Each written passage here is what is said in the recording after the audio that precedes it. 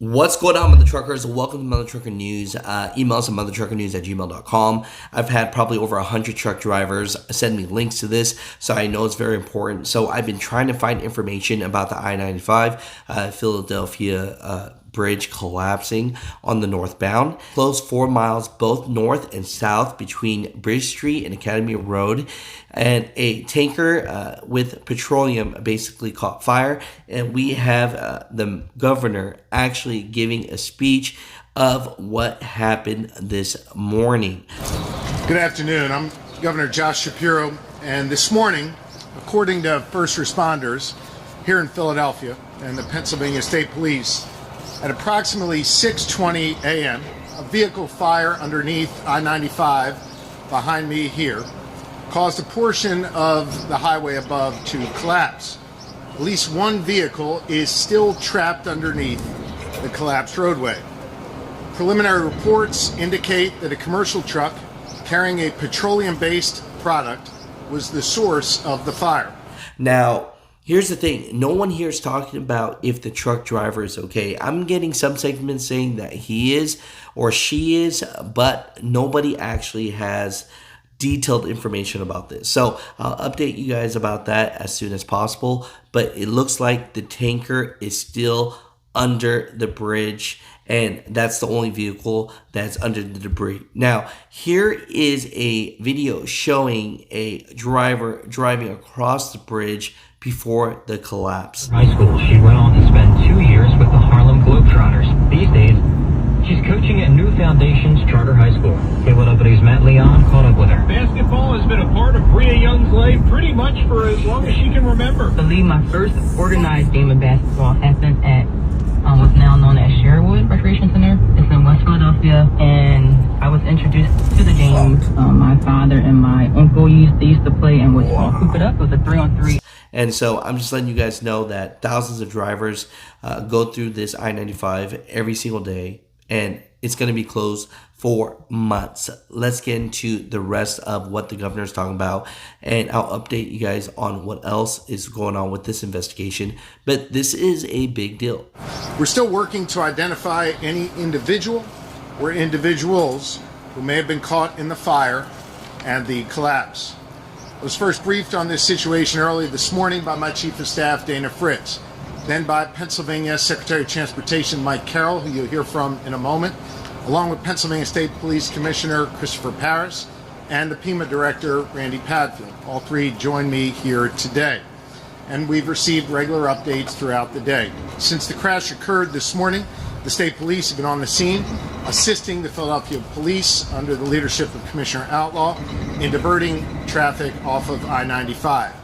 PEMA has been on site, coordinating the response efforts with our local and our federal partners. Since this morning, PennDOT personnel and Secretary Carroll himself have been on site inspecting the roadway. Finally, DEP, the Department of Environmental Protection, under the leadership of Acting Secretary Nagrin, has been coordinating with the United States Coast Guard and the Philadelphia Water Department to conduct environmental assessments. While this is still very much an active scene, I just completed an aerial view of the site and received a briefing from law enforcement, first responders, and transportation experts on the ground together with Mayor Kenney. As has been reported, the northbound side of I-95 has completely collapsed, and the southbound side is not structurally sound to carry any traffic over it. In response, PennDOT, the City of Philadelphia, and SEPTA, under the leadership of Leslie Richards, who joins us today, have created detours and are working on further alternative methods to ensure folks can safely get to where they need to go. We're also looking at interim solutions to connect both sides of I-95 to get traffic through the area. With regards to the complete rebuild of I-95 roadway, we expect that to take some number of months. We expect it to take that time, and we will have that specific timeline set forth once the engineers in PennDOT have completed their review. To expedite this process and to cut through the red tape, tomorrow morning I plan to issue a disaster declaration, allowing the Commonwealth to immediately draw down federal funds and move quickly to repair and reconstruct this roadway. I've spoken directly to Secretary Pete Buttigieg of the United States Department of Transportation, along with Senator Casey, Congressman Boyle, and other federal officials. My Chief of Staff has spoken directly to White House officials.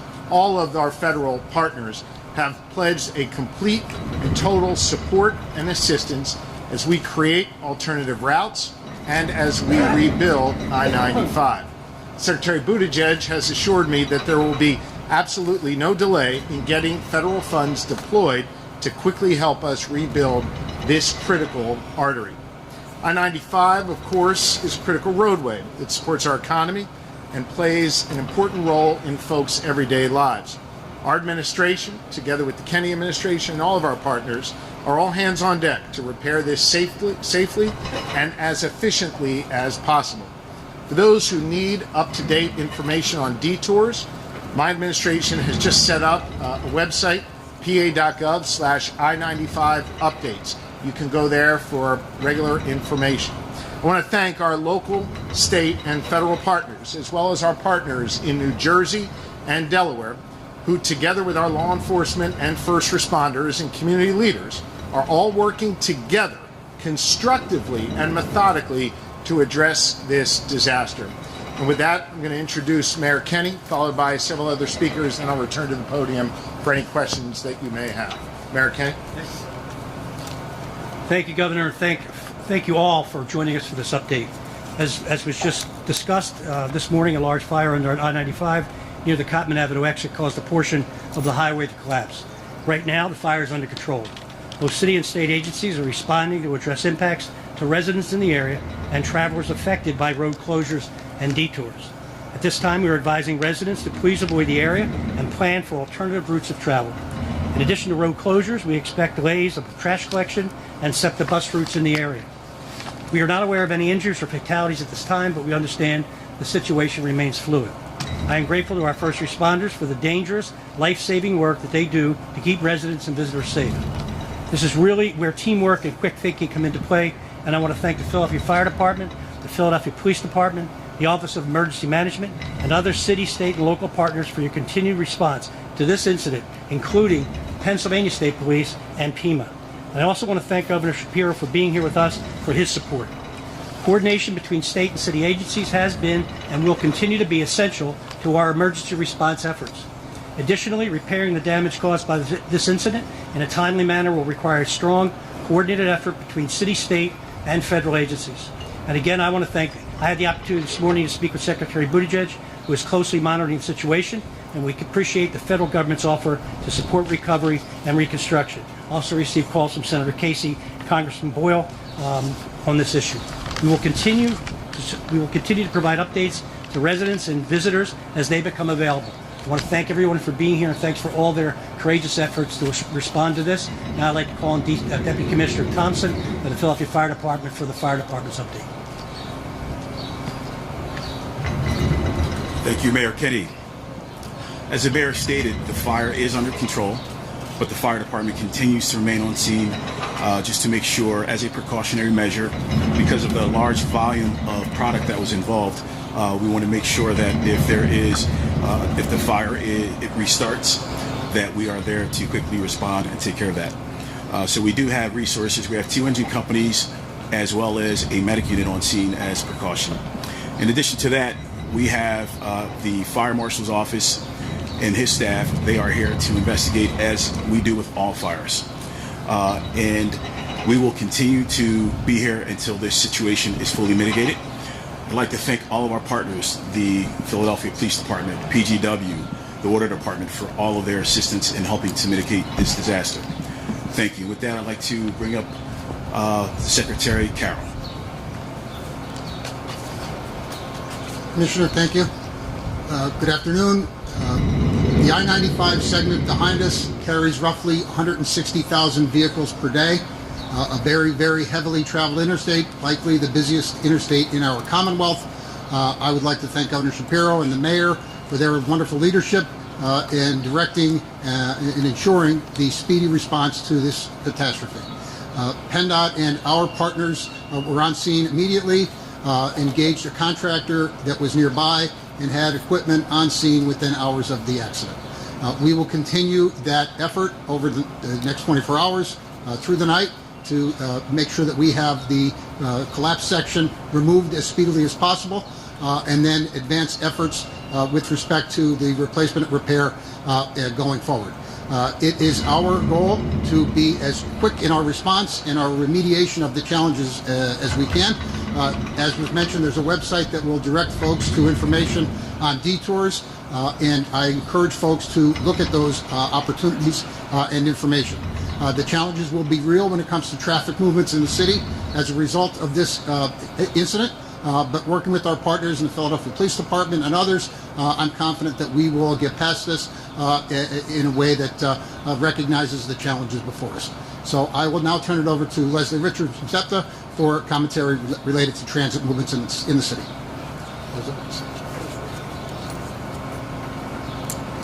Thank you, Secretary Carroll. Thank you, everyone. This is an emergency that has created a tremendous challenge for our transportation network. We're evaluating all options to enhance service for those who are impacted. We're close to finalizing details of an immediate service plan for the next 24 to 48 hours. Then we'll continue to adjust with what we are seeing. Here's some adjustments that we have finalized for tomorrow morning. We're adding capacity on the Trenton, West Trenton, and Fox Chase lines. That means additional cars on scheduled trains. We're going to bus the Kenwood line so that we can repurpose equipment and personnel and get them over to the Trenton line. Thanks to our partners at the Philadelphia Parking Authority, there will be free parking at their 3 park and ride lots, at Fern Rock, at Fox Chase, and at Torresdale. There's also free parking at all SEPTA-owned regional rail lots, as well as at the Frankford Transportation Center for access to the Market Frankford line. For those who have not taken regional rail in a while, we also want to note that you can use a credit card to pay your fare on board, and your conductor will help you with that. SEPTA will utilize all resources it has available to help you get through this. We're working closely with the unions and their leadership that represent our frontline workers to bolster staffing. We know there's going to be needs that come up as the days go on, and we're working to have additional personnel ready to help us respond. I also want to note that on all of our services, we have capacity. We are still below pre-COVID ridership, and we hope people will consider all the options that we have available for them. We are all going to need some extra patience in the coming days. Please work with us as we work through this, especially tomorrow morning. We ask employers to be as flexible as they can with their workforces. It's going to take longer than normal to get to work tomorrow. Please continue to check our website, septa.org, and our Twitter account, which will be updated on a regular basis. We're also opening up our customer service call center early tomorrow morning, and representatives will be available by phone starting at 6 a.m. You can call 215-580-7800, and we're here to help. Thank you so much, and thanks, Governor Shapiro, for being here. Thank you. I hope it's clear to everyone here that every agency, local, state, and federal, are working together to address this. I also want to thank several of our elected officials who are here with us from City Council as well as from the State Assembly. With that, while this is obviously a fluid situation, we'll do our best to answer any questions that you have. Governor, based on what you've seen in your briefing, is there anything that indicates this could have been intentionally set in your conversation with the Secretary of Transportation? Is there a cost yet associated with the damage to this section of the overpass of I-95? This is an ongoing investigation, so I'm not going to comment on the first part of your question. On the second part of your question, the Secretary of Transportation, Pete Buttigieg, has made it clear that whatever resources would be needed to rebuild I-95 and to do so in a safe and expeditious manner would be provided to us. Governor, from what you saw from flying over the highway, just kind of give us your thoughts on exactly just seeing the scene of that collapsed highway and the potential catastrophe that could have been avoided if it had been a different day of the week. Just, I mean, remarkable devastation. And I found myself, thanking the Lord that No motorists who were on I-95 were injured or died. Just a remarkably devastating sight. One that our first responders, law enforcement, and others contained very, very quickly. They got people out of harm's way. And now, under leadership of Secretary Carroll and others, the hard work of clearing the site and rebuilding it will be underway, and we're going to move as quickly as possible. Governor, can you name the tanker? The environmental impact here, because the Coast Guard said that there may have been, over 8,000 gallons of gasoline that they've been exposed to this area. Now, I'm going to defer to, I think it's the fire department behind us here, but I can tell you our acting secretary of DEP was on top of it together with the Coast Guard and others. There was a very, very slight sheen in the sort of entry area of the waterway. It was contained with booms that were put up. There is no threat to anyone's drinking water and no threat to the water. This is a heavily traveled interstate. Let me ask the mayor to add on that, and then I'll come over here. Go ahead. Sorry. Good afternoon, everybody. My name is Brendan Riley. I'm the Director of Water Operations for the Philadelphia Water Department. Currently, at this point in time, we have no concerns of any environmental impact to our water intakes at the Baxter Water Treatment Plant. There was a lot of coordination with the Department of Environmental Protection, the U.S. Coast Guard, as well as PennDOT to make sure that we responded appropriately and deploy some booms not only at our intakes, but also at the outfall location where there was any potential discharge. Thank you. Yes. Governor, we're talking about a major interstate here, wide-ranging impacts. What's the research that we're looking at? Again, number one, detours. Number two, added capacity on SEPTA. You heard Leslie Richards speak to that before. We're then going to look at other alternatives to connect the roadway beyond detours as a temporary measure, and then working together with our federal partners, thanks to their assurance that those resources will come once I sign that disaster declaration tomorrow, a speedy rebuild of I-95. Governor, you mentioned that the truck was carrying a petroleum product. Do you know how much, and do you know who this, was it a tanker, who did it belong to? Really can't offer any more than just it was a petroleum product. As soon as we're able to confirm more than that, we will. Yes. Could you name the tanker company and if they're going to be held responsible for cleanup and repair? It's not something I can offer at this time. Yes. You mentioned individuals possibly trapped still in that vehicle, so it's possible there's someone still in that vehicle. How do you feel? That is possible. It's an ongoing investigation. I really can't comment beyond that. I think we'll have updates on that hopefully shortly. Yes. Anything from the media? Yes. There has been criticism in the past about various bridges and roads and the issues with infrastructure here in the country. How confident are you that you are going to get the funding that is required to get I-95 back up and running? Secretary Buttigieg made clear we will have the resources we need. Senator Casey is prepared to do whatever is necessary, Congressman Boyle and others. I'm confident, I know the mayor's confident, we will have the resources we need to get this done. Governor, just for clarity, you mentioned there was a vehicle that's still not at the tanker and a different vehicle. It is not a different vehicle. Last question. Governor, do you have any expectation of how many tons this particular section of 95 is? I mean, are we talking 1,000 tons? Secretary Carroll, do you have anything you can add on that? I'm going to give you a precise answer. Understand the question? You want to know how many tons the bridge weighs? Earlier, fire said about 1,000 tons of concrete rubble descended on this part of the overpass. Do we have a better number or figure how much this section is comprised of that's basically now on the street here? Can I get that back to you in a matter of minutes? I'll check with the engineers and get you a precise number. I don't want to put a number out there that's inaccurate. Again, pa.gov/I-95 updates. We'll do our best to keep you all updated as additional information is available. Thank you all very much.